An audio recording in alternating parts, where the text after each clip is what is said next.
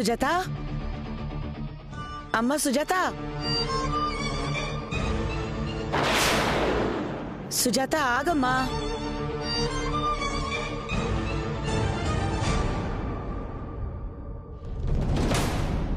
ఎందుకమ్మా మొహం చాటేసుకుని వెళ్ళిపోతున్నావు? మొహాలు చాటేసుకుని వెళ్ళిపోవాల్సిన అవసరం నాకు లేదు. అంత కర్మ నాకు పట్టలేదు. మరి పిలుస్తుంటే ఆగవే. మిమ్మల్ని చూడ్డం, మీతో మాట్లాడడం నాకు ఇష్టం లేదు. చూడమ్మా, నీతో గొడవ పెట్టుకోవాలని మాకెప్పుడూ ఉండదు. వచ్చినప్పుడల్లా ఏదో ఒక గొడవ చేసుకుని వెళ్తున్నావు. అందరితో గొడవ పడడమే నా పని అనుకున్నారా? మీతో గొడవలు పడ్డం నాకేమైనా సరదానా? అసలు ఏం మాట్లాడుతున్నారు మీరు? అది కాదమ్మా. ఇంకేం మాట్లాడకండి. నా దారిని నన్ను పోనివ్వండి, మీ దారిని మీరు వెళ్ళిపోండి. నడి రోడ్డు మీద అనవసరమైన వాదనలెందుకు? ఎందుకమ్మా అంత పంతం? నాలో మీకు పంతాలు మాత్రమే కనిపిస్తున్నాయి. నేను చెప్పే నిజాల గురించి మాత్రం మీరు ఆలోచించరు. నా కొడుకు గురించి నువ్వు ఇష్టం వచ్చినట్టు మాట్లాడావు. అది నిజమని ఎలా నమ్మమంటావమ్మా? మీ కొడుకు గురించే కాదు, మీ రెండో కోడలి గురించి కూడా తెలుసుకునే ప్రయత్నం చెయ్యండి. చాలా నిజాలు బయటపడతాయి. నిహారిక గురించి నిష్ఠురంగా మాట్లాడకమ్మా. నిజాలు తెలిసినా నా చెల్లెలు మీ దగ్గర నిజాలు చెప్పడం లేదు. నేను చెప్తుంటే మీరు వినడం లేదు. ఇక మిమ్మల్ని ఎవ్వరూ బాగు చేయలేరు. నీకు నిహారిక మీద ద్వేషం ఉండొచ్చు. ఊరికే ద్వేషించాల్సిన అవసరం నాకు లేదు అంటుంటే అసలు మీరు అర్థం చేసుకోరేంటి? అసలు మీకు ఏ భాషలో చెప్తే అర్థం అవుతుంది? ఇప్పుడు చెప్తున్నాను, వినండి. నిహారికది మీది ఒకేలాంటి జాతకం అయి ఉండొచ్చు. నిహారిక మాత్రం మీ ఇంటి కోడలుగా సరికాదు. మీ బుద్ధి, మీ గుణం వచ్చాయని అనుకుంటున్నారు. దాని గుణం మాత్రం మంచిది కాదు. 10 మందికి ఆదర్శంగా ఉంటుందని మీరు అనుకుంటున్నారు. అది మీ కలలో కూడా జరగదు. నా చెల్లెలి కాలి గోటికి సరితూగే అర్హత కూడా ఆ నిహారికకి లేదు. అపురూపమైన కోడలు గురించి చెడుగా మాట్లాడుతుంటే మీకు కోపం వస్తున్నట్టుంది. నేను మాట్లాడిన ప్రతి మాట నిజమని మీరు తెలుసుకునే రోజు తొందరలోనే వస్తుంది. ఆ రోజు మీ అంతట మీరే మీ కోడల్ని మెడ పట్టుకొని బయటికి గెంటేస్తారు. ఇంకాపు సుజాత. నిహారిక గురించి ఇంకొక్క మాట మాట్లాడేవంటే మర్యాదగా ఉండదు. నిహారికని ఆడిపోసుకోవడం నీకలవాటైపోయింది.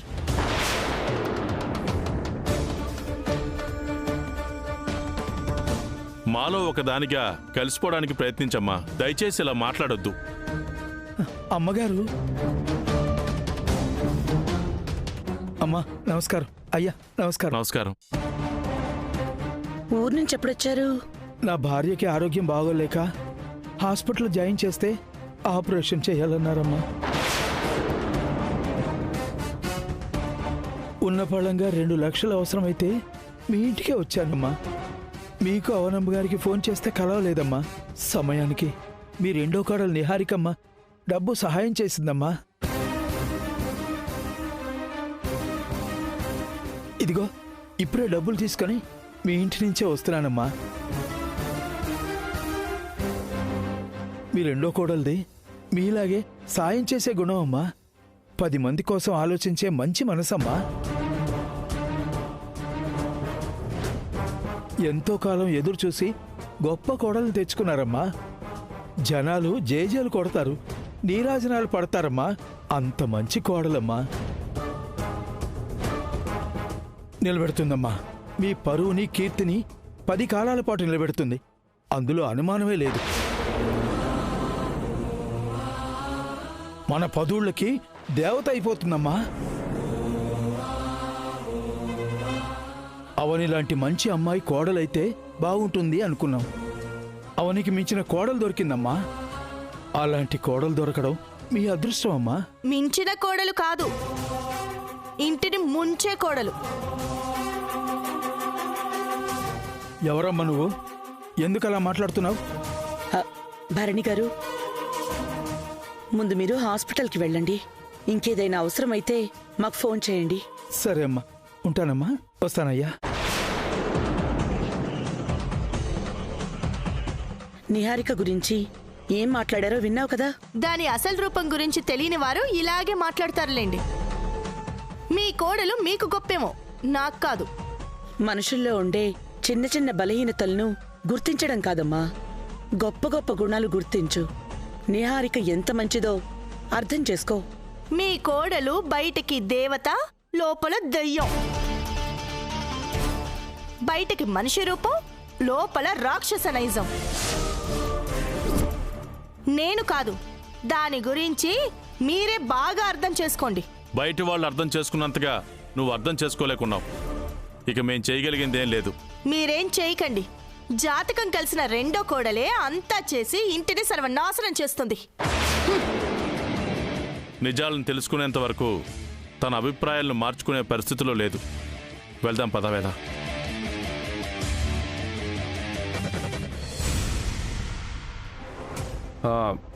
మీకు మెయిల్ సెండ్ చేశాను. Read carefully and don't make it complicated. Understood?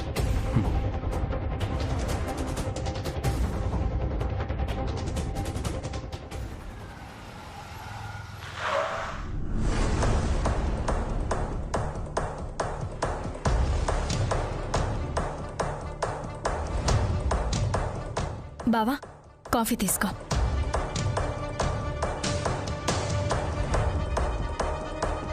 Niharika, అమ్మా నిహారిక. ఏమైందమ్మా? చెప్తానుండు. నిహారిక, తొందరగా రామ్మా. ఎందుకు పిలుస్తున్నారు అత్తయ్య? ఏం కావాలి మీకు? మాకేం కావాలో అది చేసింది. మేము నిహారిక నుంచి ఏం కోరుకుంటున్నామో అదే జరిగింది.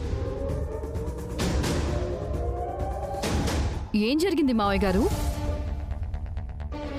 ఇద్దరు చాలా ఆనందంగా కనపడుతున్నారు. అంత గొప్ప పని ఏం చేసింది? సస్పెన్స్ లో పెట్టకుండా తొందరగా చెప్పండి మామయ్య గారు.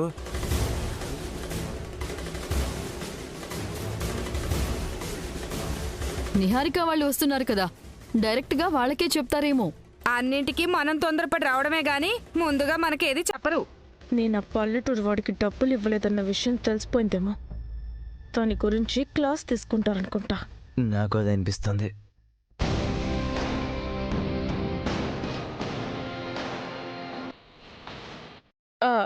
ఏంటత్తయ్య, ఏమైంది?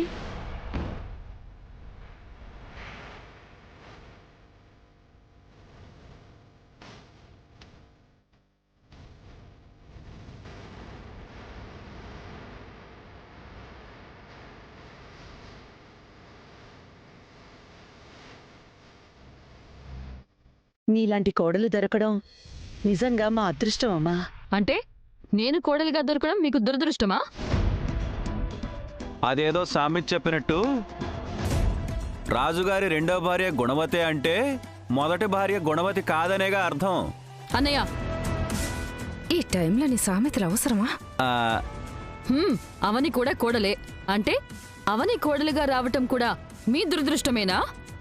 వదినా, కొంచెం గ్యాప్ ఇవ్వు. అసలు అమ్మ వాళ్ళు ఏం చెప్పదలుచుకున్నారో విని తర్వాత మాట్లాడుకుందాం. మమ్మల్ని ఎప్పుడూ ఇలా పొగిడి ముద్దాడలేదు. లావణ్య, కాస్త ఆగమ్మా. ఆగింది. మీరు చెప్పండి, నిహారిక అంత గొప్ప పని ఏం చేసింది? మన ఊరి నుంచి వచ్చిన భరణి గారికి హాస్పిటల్ ఖర్చుల కోసం 2 లక్షలు అరేంజ్ చేశావంట కదా.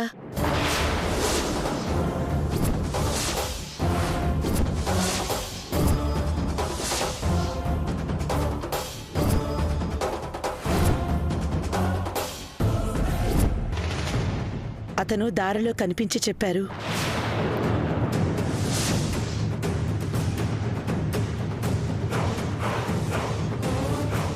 వదినా, నిహారిక 5 రూపాయలు కూడా ఇవ్వలేదని కృష్ణ చెప్పాడు కదా. మరి అమ్మెందుకు అలా అంటుంది? అతను నీ గురించి ఏమని పొగిడాడో తెలుసా అమ్మా? మీ రెండో కోడలిది మీలాగే సాయం చేసే గుణం అమ్మా. 10 మంది కోసం ఆలోచించే మంచి మనసమ్మా. ఎంతో కాలం ఎదురు చూసి గొప్ప కోడలు తెచ్చుకున్నారమ్మా.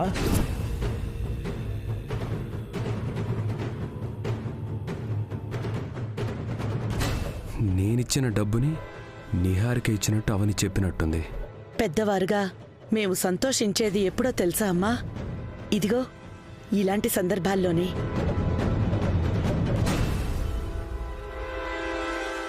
మీ కొడుకు గొప్పవాడండి, మీ కోడలు గొప్పదండి అని మీరు చేసే పనుల గురించి మా దగ్గర బయటవాళ్లు చెప్పినప్పుడు ఎంతో సంబరంగా ఉంటుంది.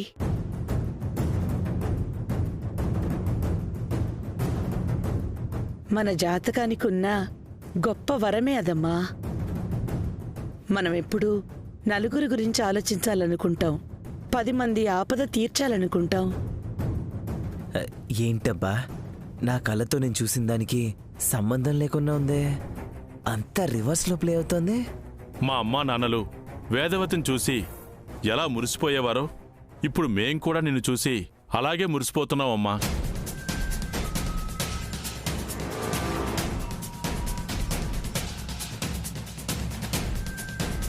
అందరూ మా అమ్మ దగ్గరకొచ్చి నీకు దొరికిన కోడలు చుట్టుపక్కల 16 ఊళ్ళలో ఏ ఇంట్లోనూ లేదు అంటూ పొగిడేవారు.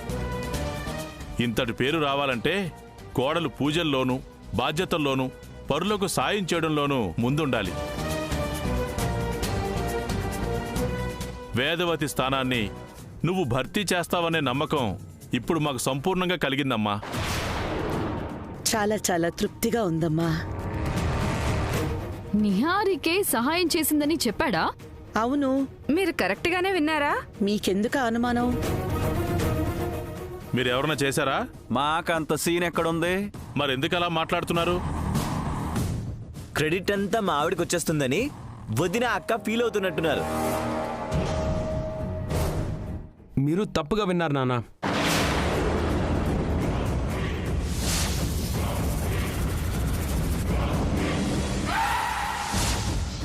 $2 లక్షలు నిహారిక ఇచ్చుండదు.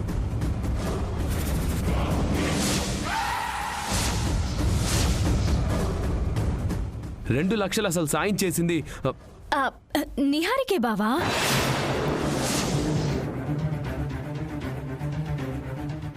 నేనే నిహారిక దగ్గరికి వెళ్ళి అడిగితే నిహారికే ఇచ్చింది. అందులో అనుమానమే లేదు. ఎందుకు అబద్ధం చెప్తున్నావు? నిజమే బావా. కాదు అమ్మా, నిజమేంటంటే బావా, నన్నెందుకు నమ్మడం లేదు? నువ్వు కాసేపు సైలెంట్గా ఉండు. ఎందుకు నమ్మలేకపోతున్నావు శ్రీకర్? వాడేదో ఆలోచనలో ఉన్నాడు, వాడినే అడగొద్దు, వదిలే. నిహారిక చేసిన పనికి అందరూ ఆనందపడండి. అమ్మా నిహారిక, నువ్వెప్పుడూ ఇలాగే పేరు తెచ్చుకుంటూ ఉండాలి. అలాగే అత్తయ్య. మీలాంటి జాతకంతో నేను ఈ ఇంట్లో అడుగు పెట్టిందే మీ పేరుని, ఇంటి గౌరవాన్ని, వంశకీర్తిని నిలబెట్టడానికి. అది నేను ఎప్పటికీ మర్చిపోను. సరే, ఇక అందరూ వెళ్ళండి.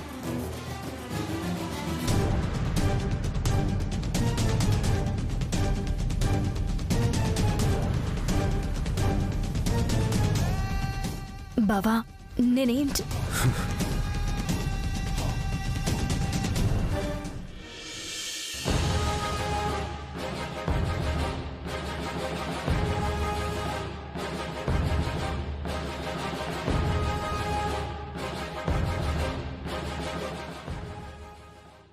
హలో,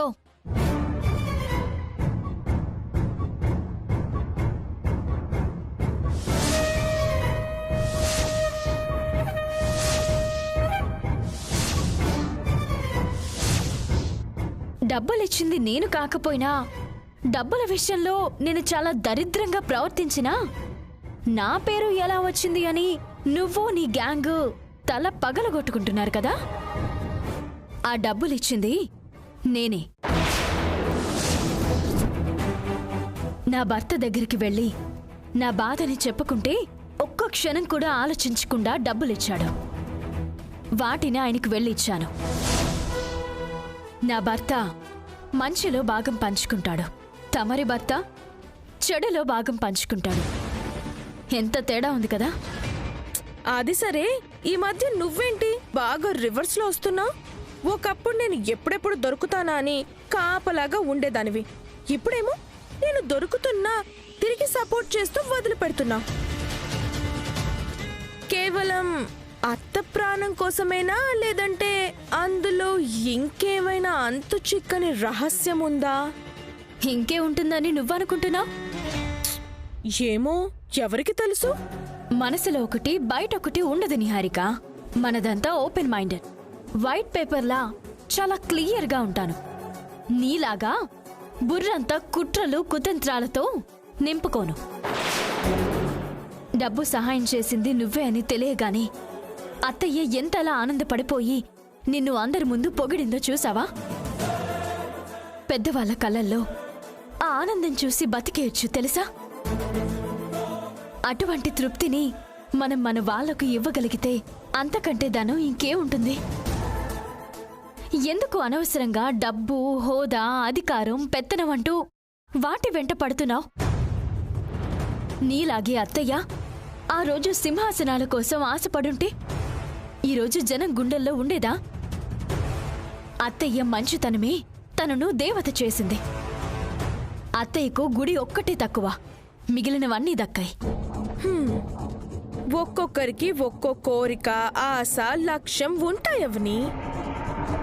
అందరూ ఒకేలా ఉండాలంటే ఎలా కుదురుతుంది? ఒక్కసారి మారి చూడు. ఆ మార్పు ఎంత బాగుంటుందో తర్వాత నువ్వే నా దగ్గరకొచ్చి చెప్తావు. అదే అంటున్నానవని. నీలా నేను మారలేను, నాలా నువ్వు మారలేవు. కావాలంటే ప్రయత్నం చెయ్యి, నువ్వు నాలా మారగలవేమో. నీలా నేను మారలేకపోవచ్చు గాని నాలా నువ్వు మారగలవు. నా దగ్గర నుంచి నువ్వు చాలా చేంజ్ ఎక్స్పెక్ట్ చేస్తున్నావు. అది కుదరదు. నేనింతే, ఇలాగే ఉంటాను. నేను అనే అహమే మనిషికి మొదటి శత్రువు నిహారిక.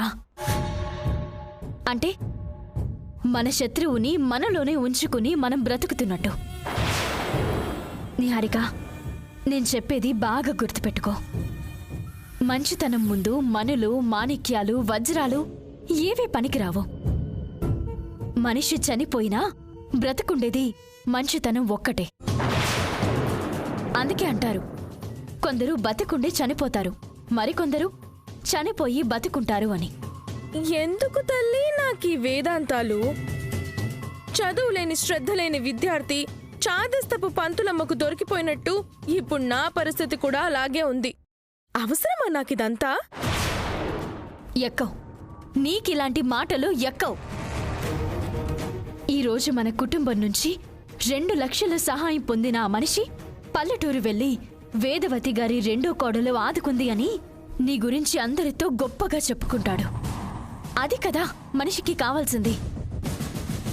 మనం మంచి చేస్తే మంచి, చెడు చేస్తే చెడు తిరిగి మన దగ్గరకొస్తాయి. ఇప్పటికైనా పద్ధతులు మార్చుకో, లేదంటే ఫ్యూచర్లో ఈ ఇంటి మీద నీకెలాంటి అధికారాలు లేకుండా చేస్తాను. గుర్తుంచుకో.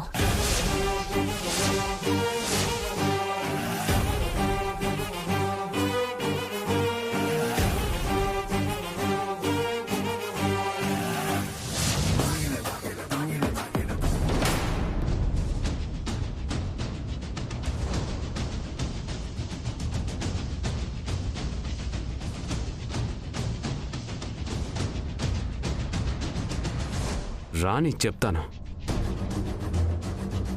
ఖచ్చితంగా తిడతాడు. బావ తిట్టకముందే తన కోపం తగ్గించేయాలి.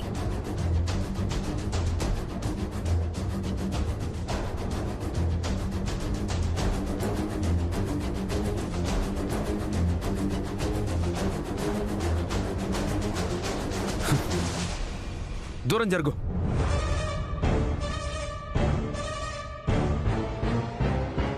ఇలా చేస్తే నా కోపం తగ్గిపోయి నిన్ను ఏమి అననా? నీ అధిక తెలివితేటలు. అది కాదు బావా. నోర్మోయ్, ఇంకేం మాట్లాడుకో. బతకడం చేత కాదా నీకు? జీవితాంతం ఇలాగే గడిపేస్తావా? అది కాదు బావా. మాట్లాడద్దని చెప్పానా? మీ అక్క ఎప్పుడు ఒక మాట అంటూ ఉంటుంది, అవని ఈ కాలం మనిషి కాదు, ఈ రోజుల్లో అలాంటి వాళ్ళు బ్రతకడం కష్టము అని. అదే నిజం చేద్దాం అనుకుంటున్నావా? ఇప్పుడు నేనేం చేశానని అంత సీరియస్ అవుతున్నావు? ఏం చేశానని సిగ్గు లేకుండా ఎలా అడుగుతున్నావు? డబ్బులు నిహారిక ఇచ్చిందని ఎందుకు చెప్పావు? నాకంటే ముందు భరణి గారు చెప్పారు కదా బావా. ఆ భరణి గారికి డబ్బులు ఇచ్చినప్పుడు నిహారిక ఇవ్వలేదు, నా భర్తను అడిగి నేనే తీసుకొచ్చానని చెప్పలేదా? అలా ఎలా చెప్పుకుంటాను బావా? ఎందుకు చెప్పలేవు? ఎందుకు చెప్పకూడదు? అసలు ఏంటి నీ ప్రాబ్లం? అంటే గింటే అని కవర్ చేయొద్దు. అరే, అక్కడ అన్నయ్య నిహారికలు చెయ్యని దానికి గొప్పలు చెప్పుకుంటున్నారు. నువ్వు చేసింది చెప్పుకోవడానికి ఎందుకంత మొహమాట పడుతున్నావు?